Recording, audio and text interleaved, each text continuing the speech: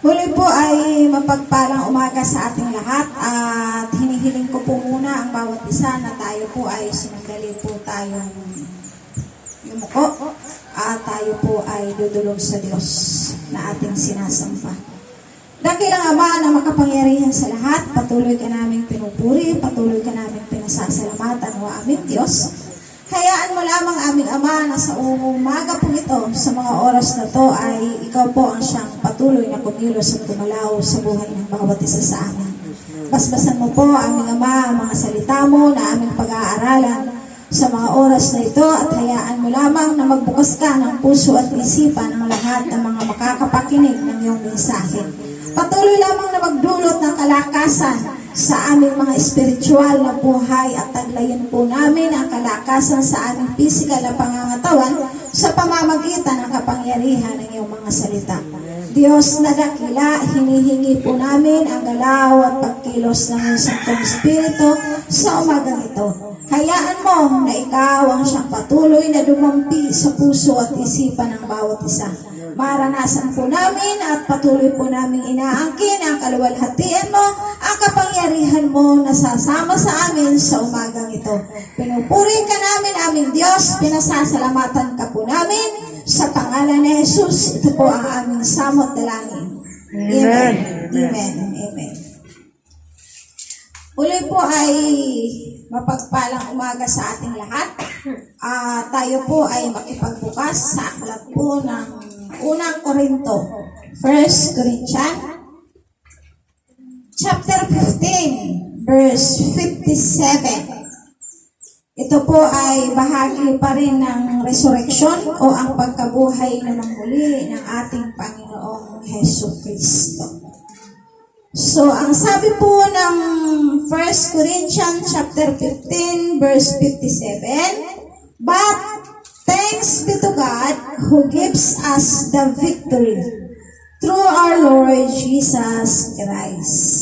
Magpasalamat tayo sa Diyos na nagbigay sa atin ng tagumpay sa pamamagitan ng ating Panginoong Hesus Kristo.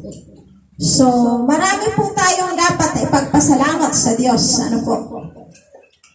Subalit nais ko lamang pong bigyan ng diin sa inyo at bigyan ko po muna ng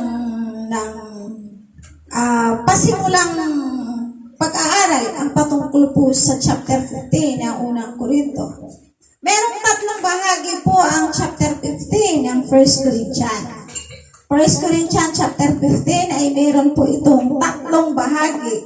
Una po ang verse 1 to verse 11, ang muling pagkabuhay ni Kristo. Yun po ang tinutukoy doon po sa aral na yun ng banal na kasulatan.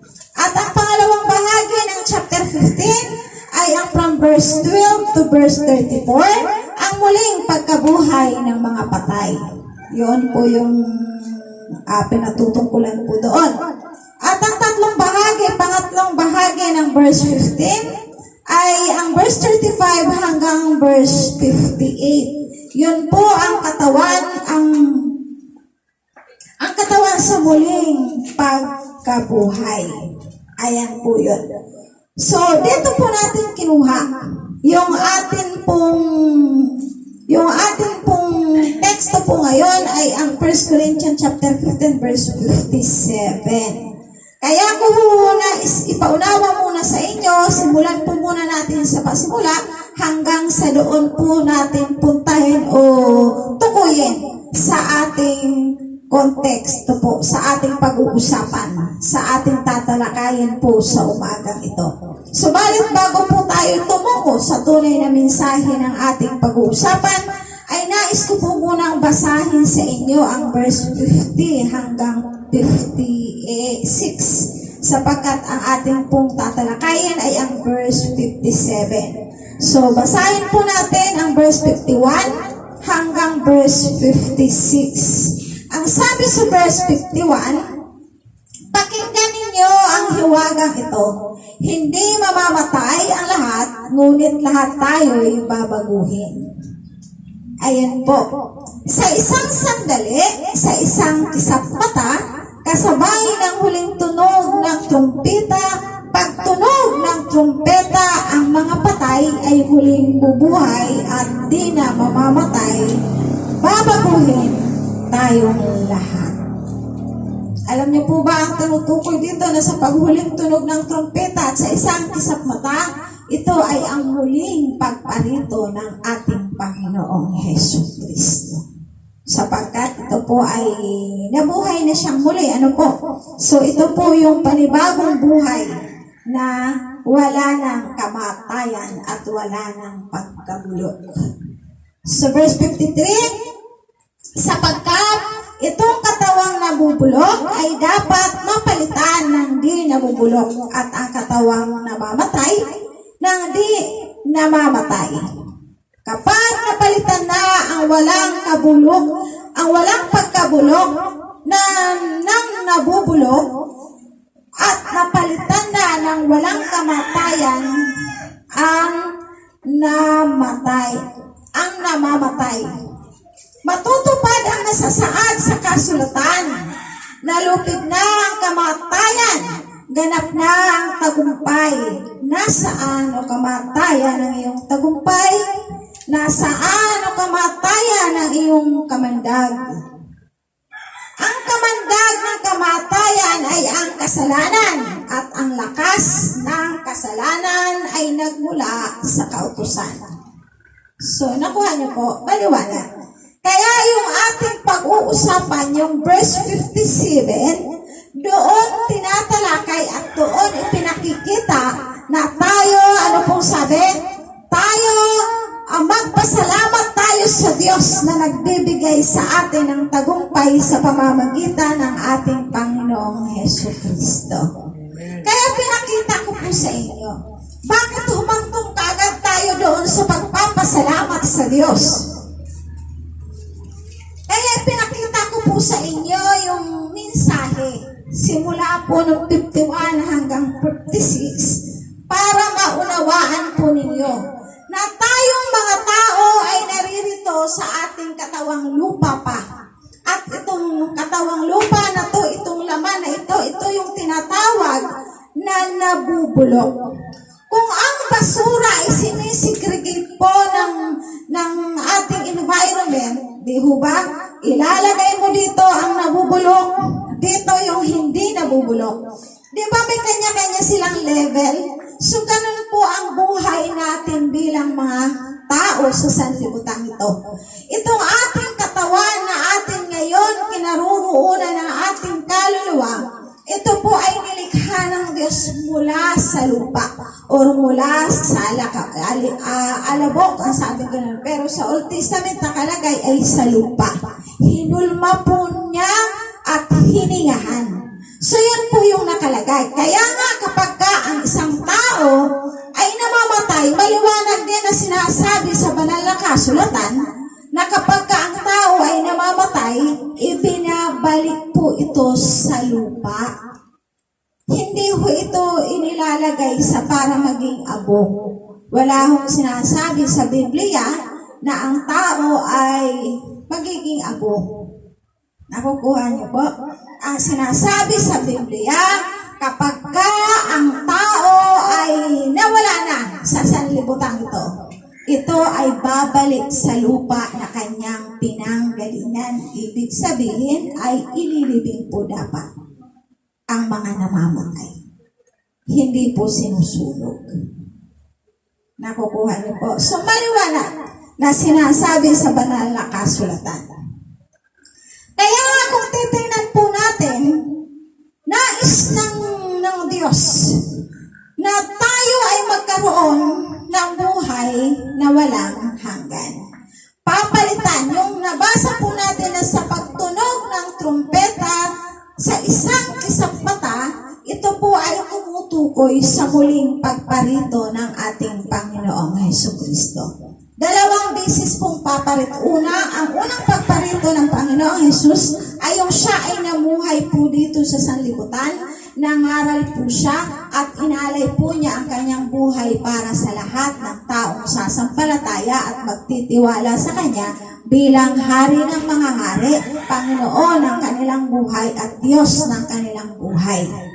So yun po yung una at dumating po ang panahon na siya po ay ipinako sa krus bilang buhay na handog para sa Diyos, para sa ating mga kasalanan. Ito ay tanda ng kanyang pagtubos sa lahat ng ating mga pagkakasala sa Kanya. Dahil hindi ho natin kaya, hindi ho nakaabot sa Diyos ang mga handog, ang mga tupa, ang lahat ng mga hayop na inihahandog ay hindi po nakaabot sa Diyos. Kaya nga dumating ang John chapter 3 verse 16 na gayon na lamang ang pag-ibig ng Diyos sa sanlibutan. Kaya ibinigay niya ang kanyang bugtong na anak upang ang sino mang sumampalataya ay huwag mapahamak, kundi magkaroon ng buhay na walang hanggan. So, nais ng Diyos na tagumpay sa buhay ng bawat isa sa atin. Hindi po kapahamakan. Kaya kapag tayo ay Kristiyano na, kapag tayo ay anak na po ng Diyos, bantayan po natin ang bawat sandali at bawat minuto ng ating buhay at ang buhay ng bawat isa sa ating pamilya, sa ating mga anak. Papaano natin silang mababantayan? Sa pamamagitan po ng ating mga pananalangin. Nakukuha niyo po. Kasi kagaya po niyan, yung testimony kanina, yung pinaunawa sa atin kanina, yung kinuwento sa atin kanina, hindi naman natin alam lahat, di ba? Ibig sabihin, lahat ng taong mga nakakasalamuha niya, hindi rin naman alam eh. So, dahil sa kapangyarihan ng Diyos, na kumikilos sa bawat isang Kristiyano, meron pong protection. Diba? Kaya tayo po, ang sabing ganon, ay iingatan po ng Diyos. So, tungo po tayo sa ating pag-uusapan. 1 Corinthians chapter 15 verse 57. Magpasalamat tayo sa Diyos na nagbibigay sa atin ng tagumpay sa pamamagitan ng ating Panginoong Hesukristo. So, ayan po. Dalawang bagay lamang po ang nais kong ipaunawa sa inyo.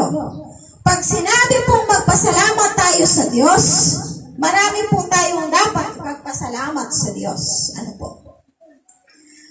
Dapat natin ipagpasalamat sa Diyos na tayo ay gumising ng umaga nang walang karamdaman. Nakukuha niyo po. Dapat po natin ipagpasalamat sa Diyos na tayo ay may pagkain paggising ho natin. Dapat po natin ipagpasalamat sa Diyos na nakasalamuha ka ng merong COVID subalit hindi ka nahawa. Di ba? Dapat natin ipagpasalamat sa Diyos sapagkat ikaw ay may kalakasang ibinibigay at wala ka sa uri ng sakit at karamdaman. Marami pong bagay ang dapat natin ipagpasalamat sa Diyos. Ipagpasalamat po natin sa Diyos na ang ating mga anak at ang ating mga ina po, ang ating kasambahay, mga kasama sa loob ng ating tahanan ay malulusog at walang sakit at karamdaman. Meron po tayong pagkain sa oras na tayo ay nagugutuman. Pag tayo po ay nakakaramdam ng gutom, tayo po ay agad-agad na merong kinakain. Di ba biyaya po ng Diyos yun? Yung hangin na ating nalalanghap ay dapat po natin ipagpasalamat sa Diyos. Alam niyo po, yung aking apo, sa totoo lang, matutuwa po kayo dun eh, na narinig niyo po yun. Yung pagkasabi ko, hallelujah, hallelujah, hallelujah po siya. Kagabi po, ako ay nagpapasalamat sa Diyos sapagkat yung aking pong apo ay kumilos sa Diyos ng instant. At nung hapon po kasi ay napansin ko, sabi ko bakit may sipon siya nung umaga. So dumating po nung gabi, kumakain kami, hindi ko siya masyadong kumain. Tapos napansin ko, namumula yung kanyang mata. At pagkapa ko ng ganon, kanina nung temperature is 38.6. So, hindi okay lang. So, kinapa ko siya. Hanggang sa pinagpe-pray ko. Habang kinakapa ko siya. At maya-maya po, alam niyo ba, sumuka siya. So, na-review ko. Andun yung prayer ko. In Jesus' name. Lumayas ka. Espiritu ng lagnat. Wala kang karapatan. So, yun. Hinilot ko. Habang hinilot ko siya, purihin ang Diyos. Matik po. wala na ho yung kanyang laglag. Ganon po ang Diyos ng Diyos. So hanggang sa nakikipagkwentuhan, karga-karga ko siya, umaawit kami ng hallelujah, siya din naman po ay umaawit ng hallelujah. Mas mataas pa ang boses kaysa sa akin sa pag-awit ng hallelujah. Hallelujah. Ayun, mas malakas pa po, umiiko-iko pa po yung kanyang boses. Ganon ang kapangyarihan ng Diyos sa buhay ng bawat isa. Tandaan po natin ang sakit at karamdaman ay dadampi lamang po sa ating mga buhay. Kapag ikaw ay tunay na Kristyano at ikaw ay tunay na mananampalataya at anak ng Diyos, hindi maaaring hindi ka magkasakit. Normal lang yan. Sapagkat tayo ay nasa katawang lupa pa. Subalit ang sakit at karamdaman ng isang tunay na anak ng Diyos, ng isang tunay na Kristyano, ang pinakamatagal sa iyo ay 3 araw lamang. At sa loob ng 3 araw, ikaw ay gagaling at ikaw ay babangon sa banig ng karamdaman. Kahit ikaw ay nasa ospital, kung ikaw ay tunay na mananampalataya at ikaw ay tunay na anak ng Diyos, sa loob ng 3 araw, lalabas at lalabas ka sa ospital na iyong kinaroroonan. Yun po ang tindi ng kapangyarihan ng Diyos. Kaya kung nais po natin maranasan, sumampalataya po tayo sa Diyos. Sapagkat yun ang mga dahilan at paraan ng dapat po natin ipagpasalamat sa Diyos. Marami pong bagay ang dapat natin ipagpasalamat sa Kanya. So iiwanan ko po sa inyo, una, magpasalamat sa Diyos. Ano pong sabi sa Ephesians chapter 1 verse 3? Magpasalamat tayo sa Diyos at Ama ng ating Panginoong Jesucristo. Pinagkalooban niya tayo ng lahat ng pagpapalang spiritual dahil sa ating pakikipag-isa kay Kristo. So hindi po natin ang pagpapalang spiritual ay hindi po natin ito mabibili kahit saan. At hindi po ito matatagpuan ng basta-basta lang. Ano po? Ang pagpapalang spiritual ay doon lamang sa mga taong nakahandang mag-alay ng kanyang buhay sa Diyos. Ang pagpapalang spiritual ay doon lamang sa ipinanganak sa Espiritu. Sa ipinanganak. Ang sabi gano'n, sa Espiritu. You must be born again. Yun lamang po yun eh. Doon lamang nakalaan para sa kanila. Ano yung spiritual na pagpapala? Kapag tayo po ay may mga pagsubok sa buhay, kapag tayo po ay may mga problemang kinakaharap, meron po tayong lakas upang ito ay harapin at mapagtagumpayan. Nakukuha niyo po? Yun po yung spiritual na pagpapala. Isa lamang po yun sa bahagi ng pagpapalang spiritual. Kaya nga anong sabi? Magpasalamat tayo sa Diyos at Ama ng ating Panginoong Jesus. Pinagkalooban niya tayo ng lahat ng pagpapalang spiritual dahil sa ating pakikipag-isa kay Kristo. So, ibig sabihin, marami po. Spiritual nating pamumuhay ay lumalago, natututo po tayo sa salita ng Diyos. Yung ating pangunawa, malawak na pangunawa sa salita ng Diyos, ito ay isang bagay na spiritual. Yung ating puso ay napupuno ng pag-ibig at malawak na pangunawa, ito po ay isang bahagi na dapat po natin ipagpasalamat sa Diyos. Pag sinabing spiritual na bagay ay doon tumutungo sa ating mga pananalangin. Yung ating buhay, na kahit na anong pagsubok na dumating sa atin, tayo po ay nananatiling nakatayo at sumasamba sa ating Diyos na buhay. Nagiging matured ka eh. Kumbaga matured kang Kristyano. Hindi ka na yung Kristyano na parang balat sibuyas. Ano po? Kapag tayo po ay isang tunay na Kristyano, meron po tayong katatagan sa ating mga puso. Na anuman ang pagsubok na ating dinaranas, nakatayo po tayo at patuloy na sumasamba sa Diyos. At ang ating pong pananalangin ay isang bahagi po ito ng pagpapala sa ating spiritual ng Diyos. Yung meron kang kagalakan na wari, hindi mo kayang ipaunawa, hindi mo kayang ipaliwanag. Ano po? So yun po yung mga bagay na spiritual na dapat po natin makamtan kapag tayo po ay isang tunay na mananampalataya at sumasampalataya sa Diyos. Pangalawa, tagumpay sa pamamagitan ng Panginoong Jesus. So meron po tayong tagumpay. Tagumpay po sa ating mga buhay na sa lahat ng mga pagsubok ay nananatili po tayong nakatayo. 2 Corinthians chapter 2 verse 14. Ang sabi po rito, ngunit salamat sa Diyos at lagi niya tayong isinasama sa parada ng tagumpay ni Kristo. Dahil sa ating pakikipag-isa sa Kanya at sa pamamagitan natin ay pinalalaganap ng Diyos ang mabangong halimuyak ang pagkakilala kay Kristo. So, yun po. Dapat po daw, sabi, magpasalamat tayo lagi. Magpasalamat lagi tayong, sabi gano'n, ngunit salamat sa Diyos at lagi niya tayong isinasama sa parada ng tagumpay ni Kristo. Alam niyo po ba yung tagumpay? Pag sinabi pong tagumpay, kagaya po natin, 1 year pa lang po tayo. Ang OBCI-GMA ay 1 taon pa lamang po, di po ba? So, nakapag-celebrate pa lamang po tayo ng anniversary noong January.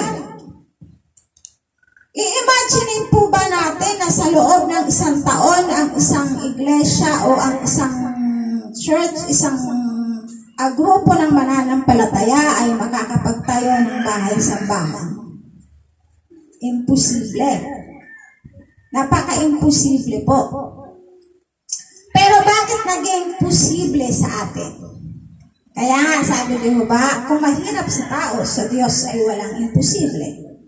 So, nagawa po ito ng Diyos para sa atin. Bakit? Meron po tayong puso ng merong pagnanasa na makapagpatayo ng sarili nating bahay-sambahan. At ito po ay ininadaan natin sa bawat natin panalangin. So, nung nagkaroon na po tayo at ito na po tayo, maluwag na po tayo na nakakapanambahan at meron na po tayong tinatawag na bahay-sambahan, ang tawag po dito ay isang pananagumpay. Nakuha niyo po? Dahil napaka-imposible po. Sa maliit na ganito lang, magkano po ang ginastos natin. Pero bakit nabuo? Dahil ito po ay kapahintulutan ng Diyos. Ipinakikita ng Diyos na sa grupong ito ay kasama nila ang kapangyarihan ng Diyos. Pangalawang service po natin dito ngayon, di ba? Second Sunday. So, ipinakita ng Diyos na ang kanyang kamay ay naririto po sa ating mga buhay. Tayo po ay laging nakalagay sa kamay at kapangyarihan ng Diyos. Kaya wala pong naging imposible sa Kanya. Sa totoo lang, tumanda na po ako ng ganito. Ilang taon na po ako? 50. Ngayon lamang po ako nakaranas at nakakita at mismo nakaranas ng ganito na sa loob ng 1 taon, ang isang bahay, ang isang grupo ng mananampalataya ay nagkaroon ng sariling bahay-sambahan. Yes po, totoo po yun. Kasi karamihan ng mga Krisyano, ang mga mananampalataya ay umuupa sa iba't ibang gusali na dapat inuupahan. Meron pa nga dyan, almost a year. Pero yung dati naman po namin church ay nagkaroon din po yan ng sarili. Kaya lang umabot ng taon din. Taon din po ang binilang bago nagkaroon ng sariling bahay-sambahan. So, iba't ibang pamamaraan ng Diyos. Kasi sa kanila, konkreto talaga at saka maganda talaga ang pagkakagawa.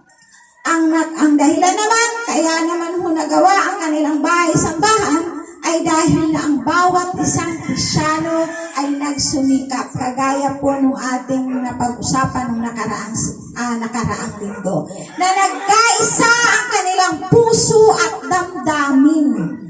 Kaya ang bawat isang Kristiyano ay nagkanya-kanya pong bigay, nagkanya-kanya pong bukas ng kanilang mga kamay, kaya po nabuo ang isang bahay-sambahan. Ayan po yun. Kaya ito ay dapat po natin ipagpasalamat sapagkat ito ay isa ho nating pananagumpay. Sino ho ang mag-aakala sapagkat sa totoo lang tayo naman ay pare-parehas po tayo mga engadget. Di ba? Mga, kumbaga, pasok po tayo sa Pure of the Forest. Hindi naman po tayo, wala naman po tayong mga ari-arian Ako wala ho akong ari-arian. Ang ari-ari ako ay nasa langit. Doon po ako nag-iimpok ng kayamanan. Pero dito sa sanlibutan, wala ho akong pag-aari. Sa totoo lang, lahat po tayo rito. Pero dahil nga sa pagkilos at galaw ng Diyos, sa grupong ito, kaya nagkaroon po tayo ng bahay-sambahan. So ang sabing ganon, dapat po natin ipagpasalamat sapagkat itong ginawa po natin ay isang bahagi po ito ng pananagumpay natin sa ating spiritual na buhay. Bakit? Ano bang pinag-uusapan natin dito sa tahanang ito? Di ba patungkol sa salita ng Diyos, patungkol sa buhay natin spiritual, ang salita ng Diyos na ating kinakain, ang salita ng Diyos na ating pinag-uusapan at pinangangaral po sa atin lahat. Ibig sabihin, ito po ay spiritual na bagay. Ito po ay pinagtagumpayan po natin. Kaya nga ito ang tinatawag na holy ground. Dakong banal. Kabanal-banalan po. So, yun po yung dapat natin ipagpasalamat sa Diyos.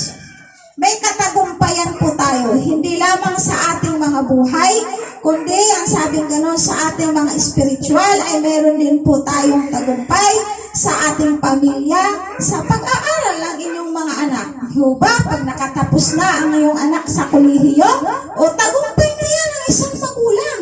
Bakit? Nakapagpatapos ka ng anak mo sa kolehiyo, meron silang degree holder.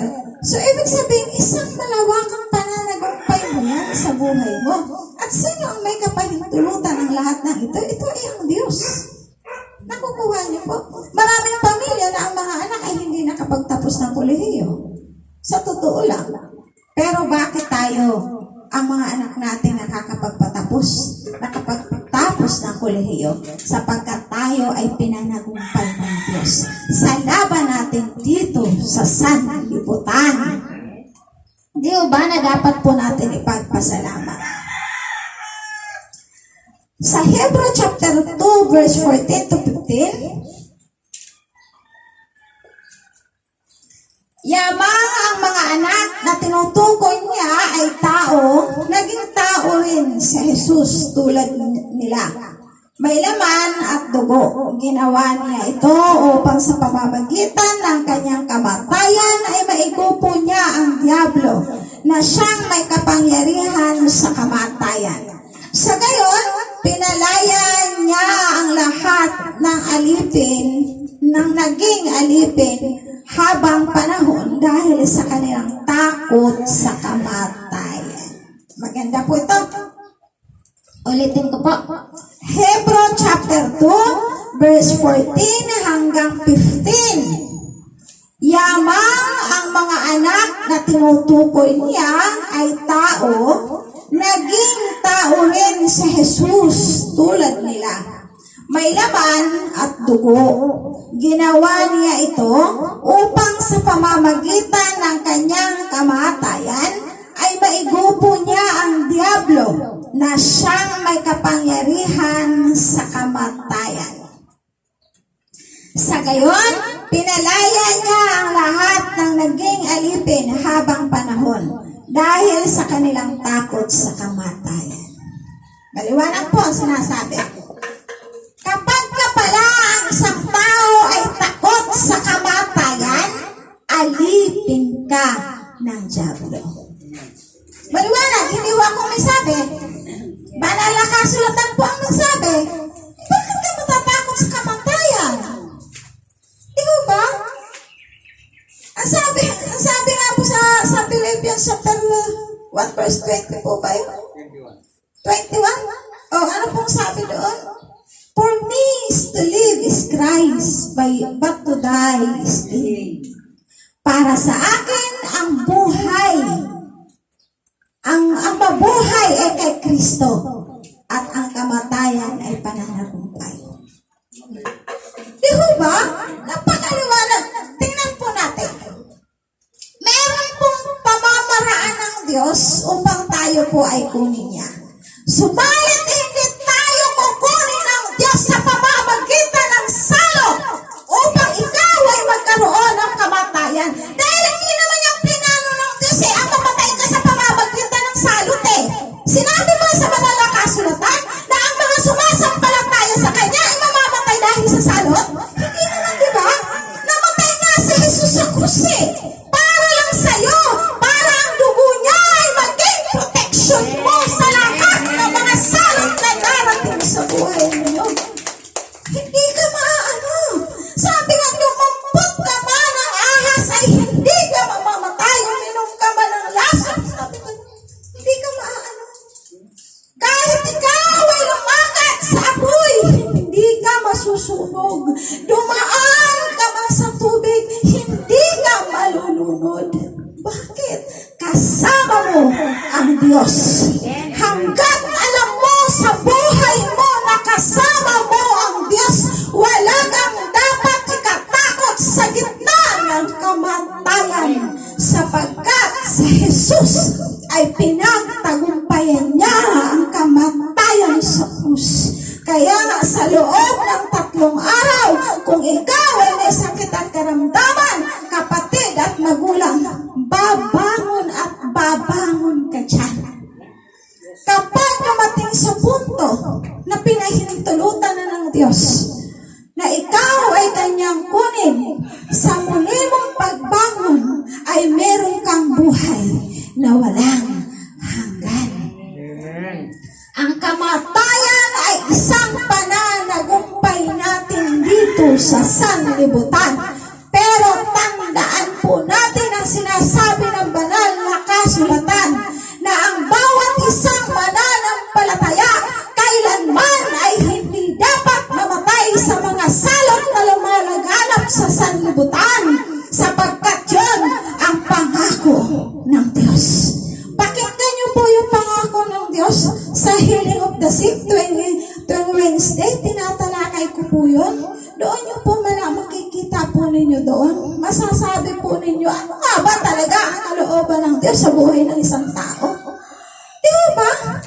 Hindi mo tayo yung mga nakaraang propeta ho, lahat na mga lingkod ng Diyos. Meron bang nakalagay sa Biblia, sa banal na kasulatan, na yung mga lingkod ng Diyos namatay sa sakit? Wala ho Wala po. Namamatay po sila dahil sa kanilang katandaan. Si Aaron nga po mismo nung araw na yun, sabihin ni Yahweh kay Moses, dalhin mo sa bundok si Aaron at doon na siya mamamatay. Ang nakakamagbagdamdamin nung time na hinubaran na ni Moses si Aaron at si Eleazar po, yung anak ni Aaron, ang kapalit ni anak ni Aaron, si Eleazar. Si Eleazar po ang kapalit ni Aaron bilang maging tagapamagitan o bilang tagapaglingkod sa Diyos. Doon mo po talagang makikita niyo po doon, mababasa po ninyo nung time na hinubaran na ni Moses yung damit niya, yung kanyang damit para sa paglilingkod kay Yahweh. Hinubad ni Moses to. At yung damit na yun, inilipat kay Eleazar bilang kahalili niya. Noong time na yun, namatay po siya doon sa bundok. Bumaba si Moses at si Eleazar. Patay na po si Aaron. Nakuha niyo po. Pero hindi sinasabi na ang kamatayan ay dahil sa sakit. Hindi sinasabi ng Biblia na ang kamatayan ay makakamtan mo sa pamamagitan ng salot sa sanlibutan ito. Kaya nagugulat ako, mga anak kayo ng Diyos, nalingkod kayo ng Diyos, pero takot kayo sa kamatayan. Kung panahon mo na bakit mo pipigilan? Kung pahihintulutan na ng Diyos na mawala ka sa sanlibutan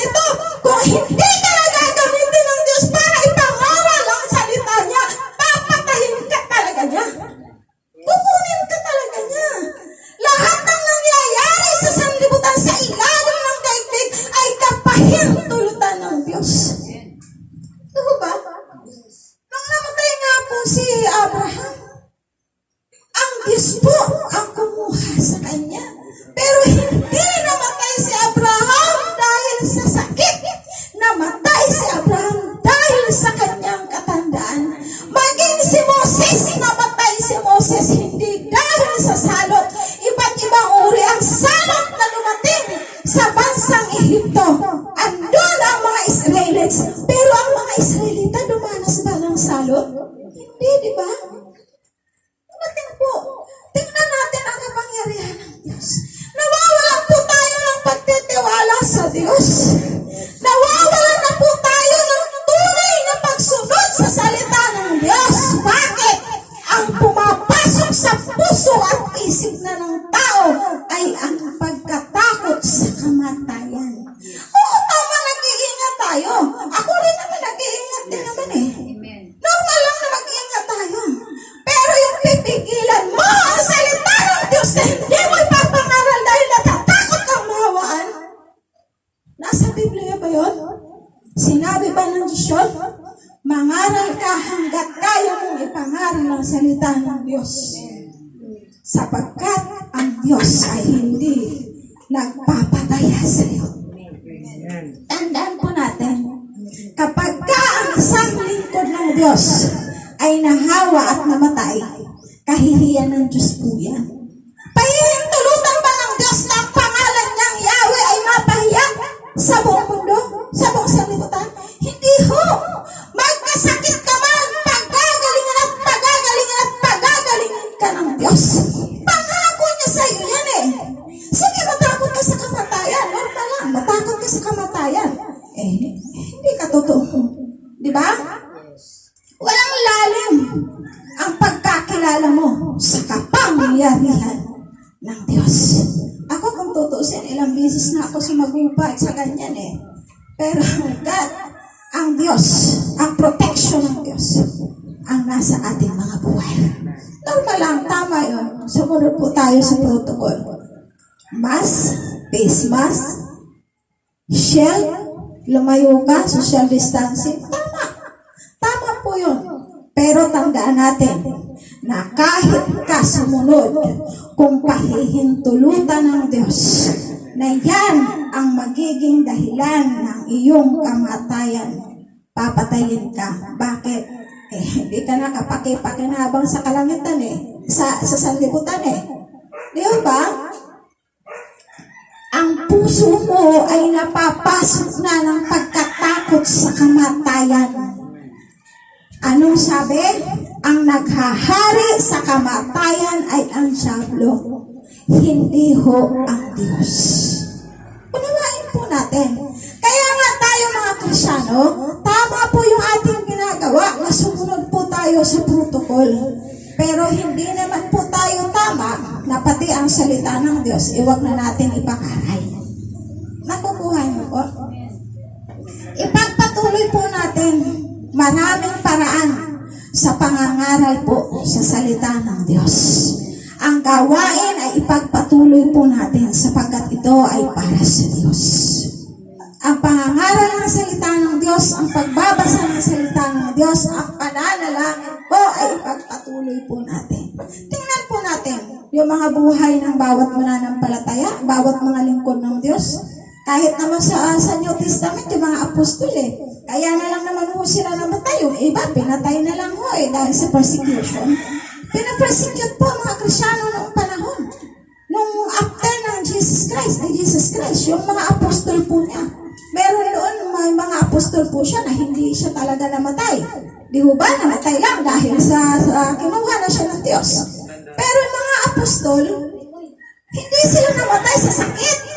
Ikaw ba yung instrumento ng Diyos eh, para ipanalangin yung may sakit at karamdaman dahil nakalagay sa banal na kasulatan na kapag ka merong may sakit, ipatawag ang matanda sa iglesia, punasan siya ng langis, patungan mo ng iyong kamay at siya ay iyong ipananalangin. Kung ikaw lingkod ka ng Diyos, pagkatapos ikaw ay mamamatay dahil sa sakit, teka muna, taliwas sa sinasabi yan. Di ba? Yun ang utos ng Biblia. Kaya magmula sa Old Testament hanggang sa New Testament, Diyos na namatay dahil sa sakit. Nakuha niyo po? Totoo po yun. Bilang tayo ay mga Kristiyano, bilang tayo ay mga anak ng Diyos, mga magulang at kapatid, masarap po maglingkod sa Diyos. Ini-encourage ko po kayo, pero tandaan po natin na magsasakripisyo lamang po ang ating buhay. Normal lamang po yun. Huwag po natin katakutan ang kamatayan. Tandaan po natin na ang kamatayan ay itinatakda po ng Diyos sa iyong buhay. Kung ikaw ay tunay na anak ng Diyos, mangungusap sa puso mo ang Diyos kung kailan kanya kukunin. Totoo po yun. Magsasalita po ang Diyos kung kailan kanya kukunin at sasabihin sa iyo kung anong plano niya sa buhay mo. Alam niyo po ba yung si Abraham? Ano sabi ni ba si Yahweh? Kausap ni Abraham nung plano niyang sunugin, gunawin ang Sodoma at Gomora. Anong sabi ng Yahweh? Ililihim ba natin sa lingkod natin si Abraham ang plano natin sa paggugunaw sa Sodoma at Gomora? Hindi dapat. Dapat ipaalam natin sapagkat siya ay tapat. O, di ba? Ang plano ng Diyos ay ipapaalam sa lingkod niyang tunay at tapat na naglilingkod sa Diyos. Kaya kung araw na ng iyong kamatayan, panahon na yung kamatayan mo, magpasalamat tayo sa Diyos. Bakit? Ito na yung tagumpay mo sa sanlibutan ito. Ikaw ay haharap na sa Diyos na iyong pinaglilingkuran at sinasamba. Kasi hindi ho pahihintulutan ng Diyos na ang kamatayan ay umalipin sa isang taong merong tunay na pagtitiwala at pananampalataya sa Diyos. Tandaan po natin, ang lahat ng sakit at karamdaman ay meron pong kagalingan. Sapagkat yun po ang dahilan kung bakit si Jesus namatay sa krus ng Kalbaryo. Iyon po ang dahilan kung bakit si Jesus ay may mga latay bago siya na ipako sa krus. Upang ang iyong karamdaman ay magkaroon ng kagalingan. Nauunawaan po natin, lahat po tayo ay humuko. Dakilang Diyos na makapangyarihan sa lahat, Ama naming banal, patuloy kaming nagpupuri at nagpapasalamat sa iyong kapangyarihan.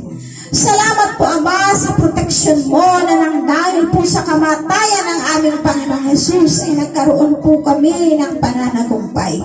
Salamat po, aming Diyos, na nang dahil sa kamatayan ng Panginoong Jesucristo, meron na po kaming buhay na walang hanggan. Salamat po, aming Ama, na sa pamamagitan ng pangalan ng Panginoong Jesucristo ay nakalaya na po kami sa dyablo sa pagkaalipin namin sa pagkatakot sa kamatayan. Diyos na dakila at tapat, pinupuri ka namin, aming Ama, pinasasalamatan ka po namin, aming Diyos. Banal na Espiritu, salamat sa patuloy na pagkilos mo sa buhay ng bawat isa. Salamat po sa pagkilos mo sa puso at isipan ng bawat isang nakakapakinig ng iyong mga salita. Silyuhan mo po sa kanilang mga puso ang mga salita mo. Hayaan mo na sa bawat pag-aaral nila ng iyong mga salita, ang kapangyarihan ng salita mo ang patuloy po nilang maranasan sa kanilang mga buhay. Salamat po sa iyo, aming Ama. Patuloy ka po namin pinupuri, patuloy ka po namin pinasasalamatan sa pangalan ni Jesus. Ito po ang aming samot dalangin. Amen. Amen and amen. Ito po ay mapagpalang umaga sa ating lahat.